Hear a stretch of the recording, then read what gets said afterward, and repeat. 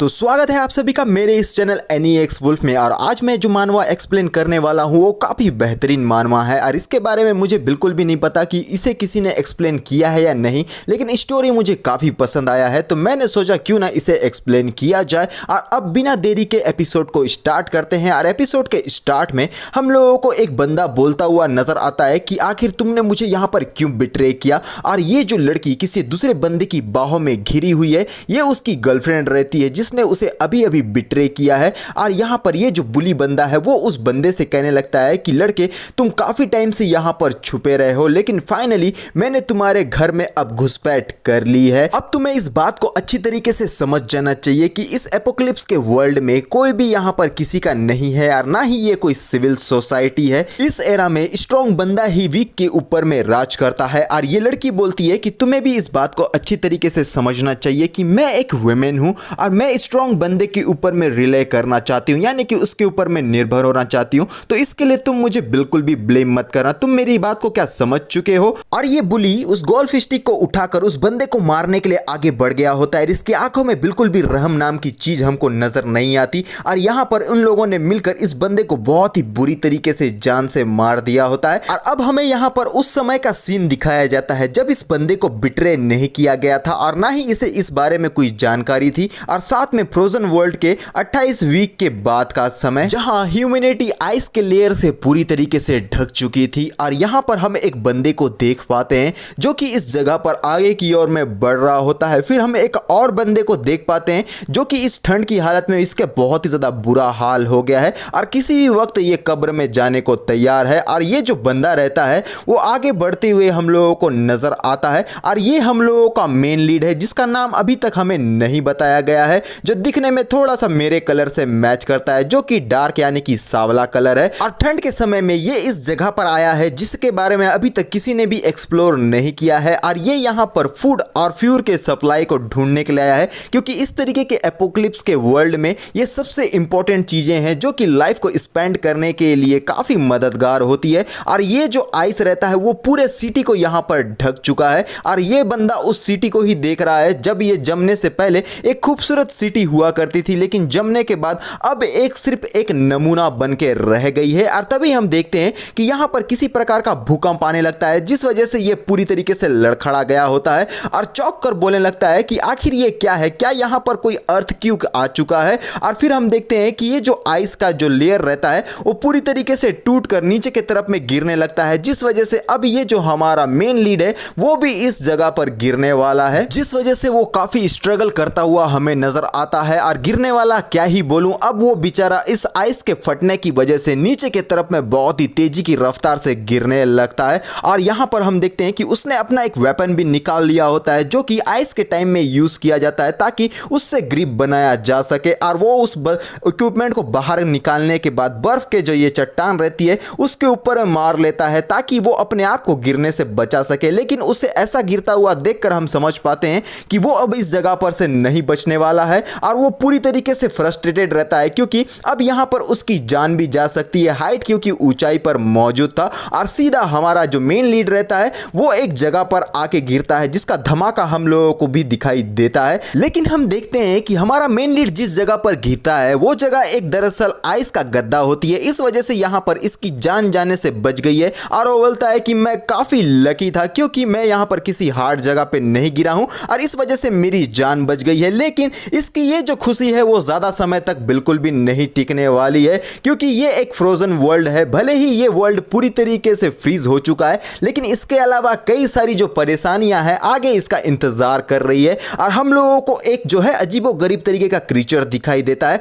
जो कि यहां पर काफी स्माइल कर रहा होता है और उसके पास में शायद 3 आंखें ये पास में ही मौजूद है। और ये होता है बाईपी, इसका नाम है इस मॉन्स्टर का। और जो कि हमारा ये मेन लीड है वो सीधा बाईपी के सामने में गिरा हुआ है। एक तरीके से बोला जाए तो हमारा मेन लीड जो है वो यहां पर आसमान से गिरा खजूर में अटका और इसका यहां पर शायद मौत होना आज का दिन तो तय ही है। लेकिन यहां पर हम देख पा रहे होते हैं कि ये काफी पावरफुल मॉन्स्टर है जो कि ह्यूमंस को खा जाता है। और उसे अपने सामने में देखने के बाद हमारा मेन लीड पूरी तरीके से घबरा जाता है और वो बोलता है कि अब मुझे क्या करना चाहिए, करना ही क्या है, लौंडे भागना शुरू कर। और बिना देरी किए हमारा मेन लीड इस जगह से तेजी की रफ्तार से से भागना शुरू कर देता है, क्योंकि अब ये जो बाईपी है वो सीधा हमारे मेन लीड का पीछा करना शुरू कर दिया है और इस वजह से हमारे मेन लीड को इस जगह पर तेजी की रफ्तार से भागना पड़ेगा। लेकिन हम यहाँ पर कुछ और चीजों को भी देख पाते हैं, जैसे कि आइस की वजह से यहाँ पर एक नुकीलेदार वेपन जो आइस के बनते हैं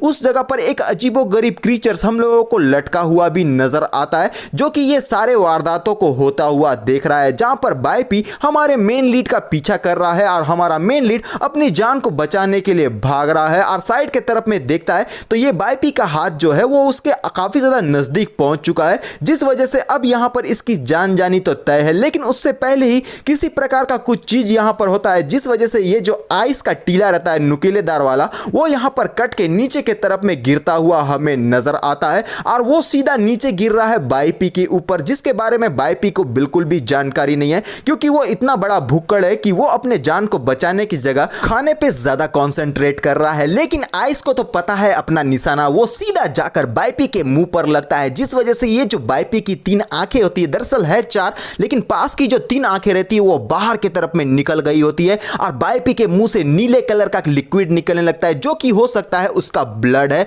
और वो शायद इस जगह पर से मारा जा चुका है। और बाईपी को मरा हुआ देखकर यहां पर हमारा मेन लीड काफी आश्चर्यचकित हो जाता है कि आखिर अभी अभी इस जगह पर हुआ क्या, क्योंकि कुछ टाइम पहले बाईपी उसे जान से मारने के लिए पीछे भाग रहा था, लेकिन आइस के नुकीलेदार टीले गिरने की वजह से बाईपी की इस जगह पर मृत्यु हो गई है और यह बात हमारे मेन लीड को बिल्कुल भी समझ में नहीं आ रही होती। लेकिन इस बात को वो समझ गया है कि ये जो आइस लेयर अभी अभी इस जगह पर से क्रैक हुआ और हमारा मेन लीड इस जगह पर गिरा था, उसकी वजह हो ना हो ये बाईपी ही हो सकता है। और फिर हम देखते हैं कि वो बेचारा एक मुसीबत से बाहर आया ही नहीं था कि दूसरा मुसीबत उसके सामने में आ जाता है और बर्फ के कई सारे जो टीले रहते हैं वो अब नीचे के तरफ में गिरना शुरू हो गए हैं, जिसे देखने के बाद में मेन लीड काफी ज्यादा यहां पर परेशान हो जाता है और वो बोलता है कि आज के दिन मेरे साथ कितनी मुसीबतें आने वाली है और यहां एक एक करके ये जो टीले रहते हैं वो काफी बुरी हालत में यहां पर गिरना शुरू हो गए हैं और इसकी चपेट में हमारा मेन लीड भी आ गया है और ये पीछे के तरफ में जाता हुआ हम लोगों को नजर आता है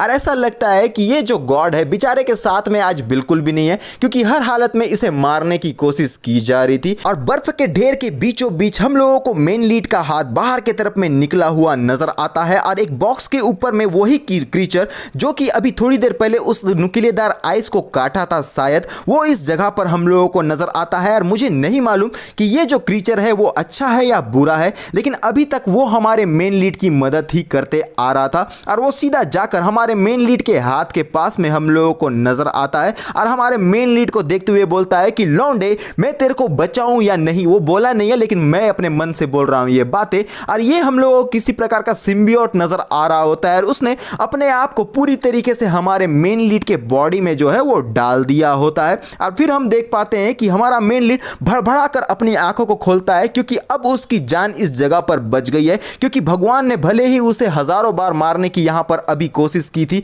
लेकिन यहां पर किसी तरीके से उसकी जान बच चुकी है और उसकी एक आंख हम लोगों को कुछ ज्यादा ही चमकती हुई नजर आती है और ऐसा लगता है जैसे कि वो जो क्रीचर अभी थोड़ी देर पहले हमारे मेन लीड के हाथों के पास में था वो पूरी तरीके से हमारे मेन लीड के बॉडी में अब जा चुका है। और यहां पर हमारा मेन लीड बोलने लगता है कि अभी अभी यहां पर हुआ क्या मैं यहां थोड़ा सा चक्कर खा के बेहोश होकर गिर चुका था, बोलकर थोड़ा सा कंफ्यूज भी नजर आता है। लेकिन वो अपने जैसे ही गर्दन के पीछे का साइड को खुजाने लगता है तो हम लोगों को नजर आता है कि उस क्रीचर ने हमारे मेन लीड के बॉडी पर अपने घर बना लिया है और उसे काफी ज्यादा खुजली भी इस जगह पर हो रही होती है और वो बोलता है कि भूल जाओ ये सारी बातें जो अभी अभी थोड़ी देर पहले मेरे साथ में हुई थी, क्योंकि बुरी बातों को याद रखने से कुछ भी नहीं मिलता है, जो याद रखना चाहिए वो अच्छी बात है। और वो टार्च को जलाकर सामने का नजारा देख रहा होता है कि कुछ जो फूड का सप्लाई है उसे इस जगह पर मिल जाए, लेकिन उसे एक चॉकलेट उसे मिल गया होता है और वो बोलता है कि मेरे ख्याल से जल्द अब मुझे वापसी कर लेनी चाहिए, क्योंकि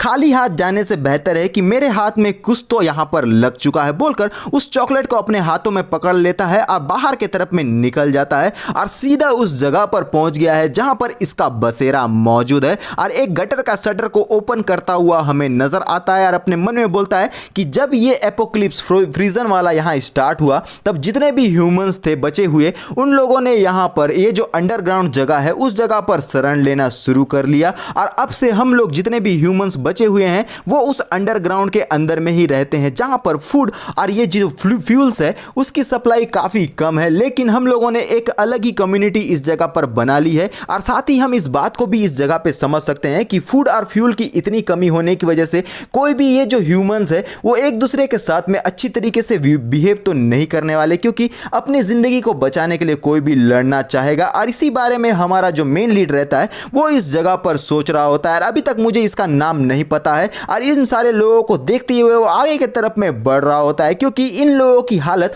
भूखमरी की वजह से काफ़ी हद तक यहाँ खराब हो गई है, खाने की कमी होने की वजह से। और वो बोलता है कि मुझे जल्द से जल्द अपने यहाँ रूम में जाना होगा। और यहाँ पर वो काफ़ी तैनात होकर जा रहा है कि कोई किसी को उसके अड्डे के बारे में इस जगह पर पता न चले, क्योंकि यहाँ पर अगर उसके अड्डे के बारे में पता चल गया तो कई सारे लोग वहाँ पर धाबा बोलकर उसके पास में जो कुछ भी फूड रहेगा, जो है या फिर नहीं है फर्क नहीं पड़ता, लेकिन इसकी जान जानी तो निश्चित ही है, क्योंकि इस तरीके के एपोकलिप्ट वर्ल्ड में अपनी जिंदगी को बचाना सबसे ज्यादा इंपॉर्टेंट रहता है। और इसी वजह से कई सारी जो है वो डेंजरस चीजें किसी के ऊपर में कभी भी यहाँ आ सकती है। और हम देखते हैं कि हमारा जो मेन लीड रहता है वो एक डोर को नॉक करने लगता है और एक जो कोई दूसरा बंदा है वो शायद यहाँ उसके ऊपर में नजर बनाए हुए है। और जैसे ही हमारा मेन लीड डोर को नॉक करता है तो ये लड़की जो कि आगे जाकर हमारे मेन लीड को बिट्रे करने वाली है वो यहाँ पर डोर को ओपन करती है और सीधा जाकर हमारे लौंडे को यहाँ पर गले लगा लेती है। मैं बोलूं तो ये लड़की एक नंबर की हवसी है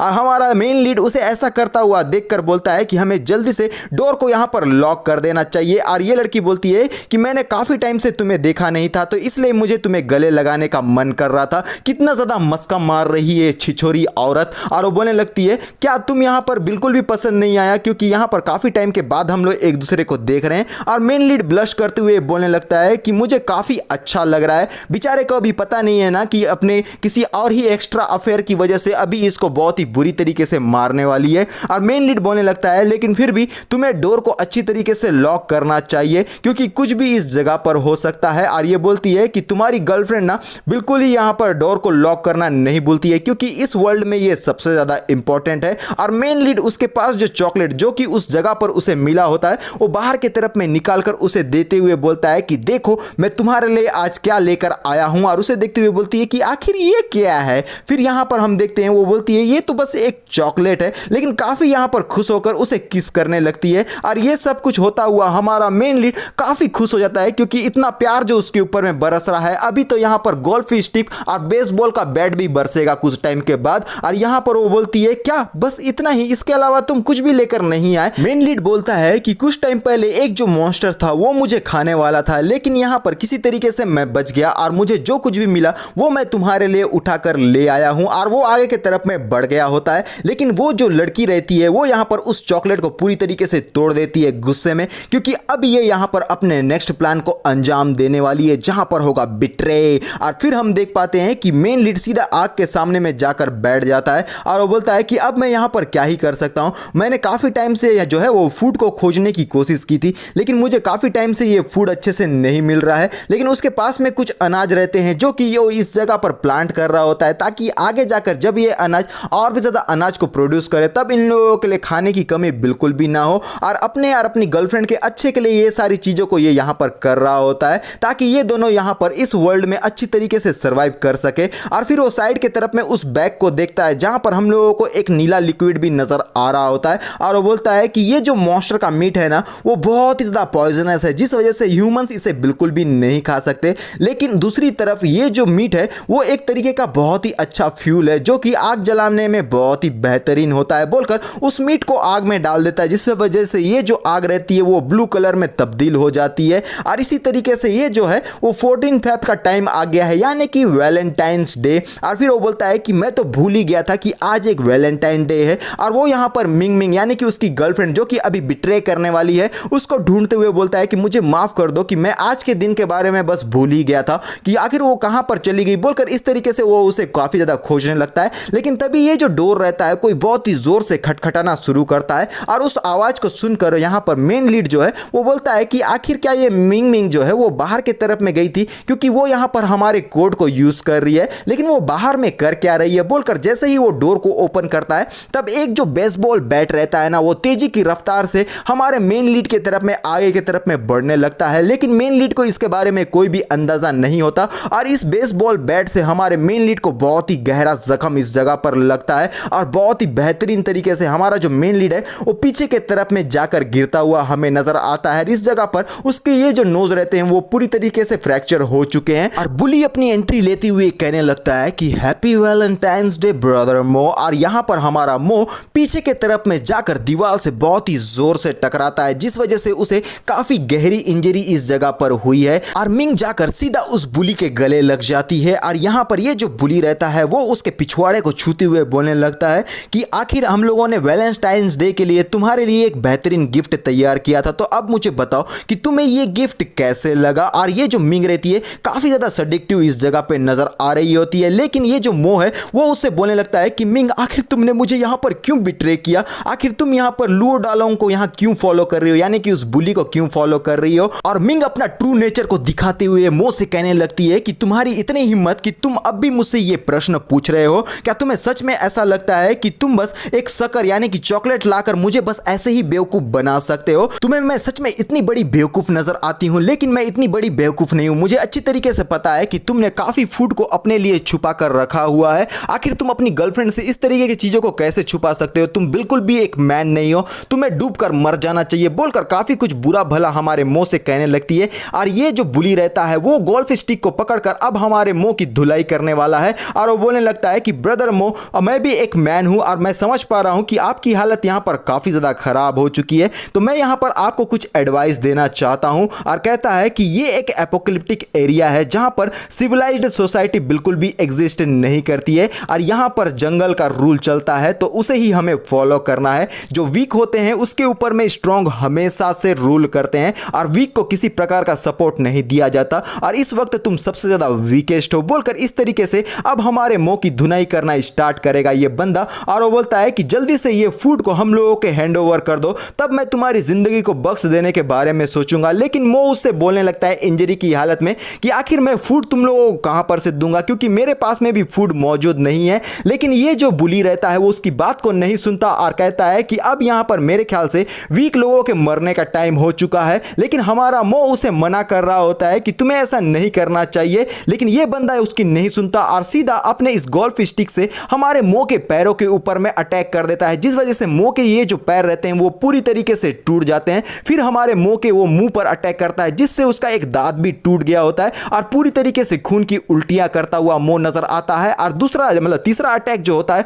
वो सीधा मो के हाथों पर होता है, जिस वजह से उसके जो हाथ रहते हैं वो भी पूरी तरीके से फ्रैक्चर हो जाते हैं। और यहां पर हम देख पाते हैं कि ये सारे लोग मिलकर मो को बहुत ही बुरी तरीके से यहां पर घसीट घसीट के अलग अलग तरीके के वेपन को उठाकर बहुत ही डेविलिश तरीके से यहां पर कुचड़ कुचड़ के मार रहे होते हैं, जिस वजह से ब्लड जो है वो हम लोगों को फव्वारे की तरह निकलता हुआ नजर आता है। और इस जगह पर हम देख पाते हैं कि इन लोगों ने मो को मार मार कर पूरी तरीके से भरता बना दिया होता है। भरता का भी इतना बुरा हाल नहीं होता जितना बुरा हालत हमारे मो का हो चुका है। और वो कोई बंदा बोलता है कि बॉस हम लोगों ने सारी जगहों को ढूंढ लिया है, लेकिन हम लोगों को कुछ भी नहीं मिला, बस कुछ प्लांट किए हुए सीड हम लोगों को मिले हैं और दूसरे फूड का नामो निशान इस जगह पर नहीं है। लेकिन ये जो बुली रहता है वो एक डेविलिश तरीके से बोलने लगता है, मेरे ख्याल से वीक मीट जो रहता है ना उसे भी एक मीट की तरह कंसीडर किया जा सकता है, तो हम लोगों को खाने के साथ में बिल्कुल भी भेदभाव नहीं करना चाहिए। जल्दी से मुझे यहां पर नाइफ दो। और धीरे धीरे करते हुए मो की आंखें जो रहती है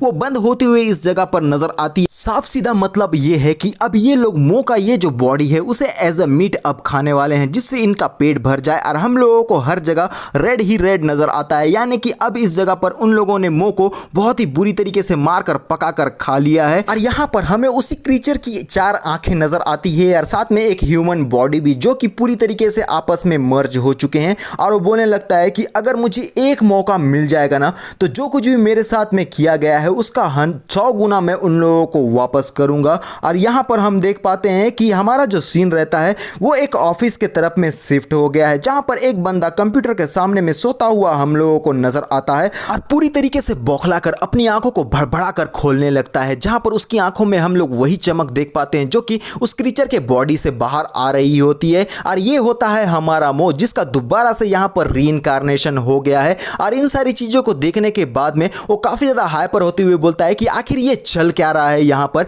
ये किस तरीके का सिचुएशन है। मुझे तो कुछ टाइम पहले उस बुली ने यहाँ पर बहुत ही बुरी तरीके से मेरी गर्लफ्रेंड के साथ में मिलकर मुझे मार दिया था और मेरे मीट को भी खाना शुरू कर दिया था। लेकिन मुझे ऐसा क्यों लग रहा है कि मेरा दोबारा से इस जगह पर रीइंकार्नेशन हो चुका है और हम देख पाते हैं बाहर का नज़ारा। ये सिटी जो है वो पूरी तरीके से नॉर्मल नज़र आती है और ये वह समय होता है जब ये फ्रीजिंग का एपोक्लिप्स आने के 28 घंटे पहले का सीन। और इस सीन के साथ हमारा ये जो पार्ट रहता है वो यहीं पर ख़त्म हो जाता है और आगे आने वाला जो पार्ट है वो बहुत ही इंटरेस्टिंग सा मोड़ हम लोगों के लिए लेकर आने वाला है, जैसे कि किस तरीके से हमारा मो अपने रिवेंज को अपनी गर्लफ्रेंड और उस बुली के अगेंस्ट में लेगा और साथ में है ये क्या क्रीचर और क्रीचर के पास में किस प्रकार के पावर्स मौजूद है। बहुत सारे जो सीक्रेट्स है वो आगे जाके हम लोगों के बीच में खुलेंगे। तो मिलते हैं नेक्स्ट पार्ट में यार, अभी के लिए बाय बाय।